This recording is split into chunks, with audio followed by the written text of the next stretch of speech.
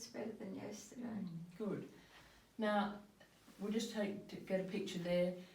This is a case of thoracolumbar scoliosis, where she's crumpling in the middle, and it's also affecting her stability to stabilise her scapulae to be able to raise her arms. So she's basically unable to lift her arms. So I'm going to show you two techniques, one for increasing the strength of the core and how that helps control the arms. She can't lift the arms at all, she's like this, and basically the arms are hanging at her side like two little sticks. So now we're going to sit down. You may well see the scoliosis a little bit there.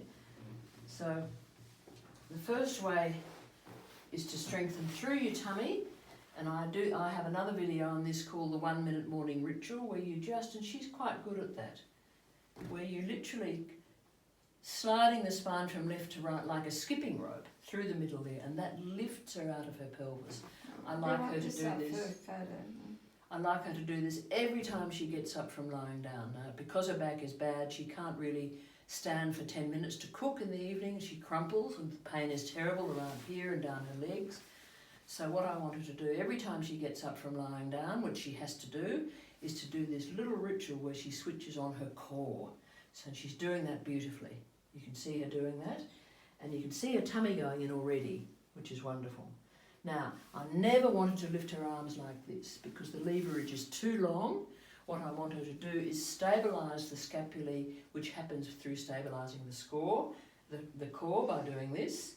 Then she's going to use her hands like this, so that's a short lever, and she's going to sneak the arms up as high as she can as a short lever, and then with the keeping going with the core, she's going to actually keeping going. She's going to, and I help her a bit, trying to keep the shoulders down, not hunching, getting right up to the top there, right up to the top, right up to the top, keeping going with the core. They're going up very well, so that's active assisted, and she's keeping going with the core very well. Now I'm going to let go, and she might ouch a bit. Good. Now hold them up yourself there, Jenny. Hold them up. Good. Keeping going with the core. Keeping going. Keeping going. 84 years old. This is not bad at all. Hold it there. I'm going to let go. Hold them up. Hold them up. Hold them up. Hold them up. Good. Keeping going with the core. This is a workout. Good. And then to come down, she doesn't lower the arms straight. She shortens the lever, and then she doesn't get that terribly painful arc. Now I like her to do that every time she gets either up from lying down, or even when she's on a seat about to launch forth to go and do something in the kitchen, to get both the core working and the arms working. It's important when she lifts the arms not to hunch like this, because that causes more rotator cuff abrasion. Keep the neck long, shoulders down, elbows up first, then the arms straighten. And she's much better with the right one.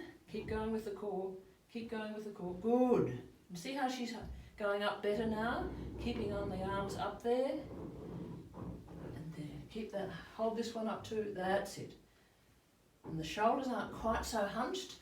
Now, bending the arms back to the hands to shoulders and then down. And she doesn't get that really painful grab where I can actually feel crepitus.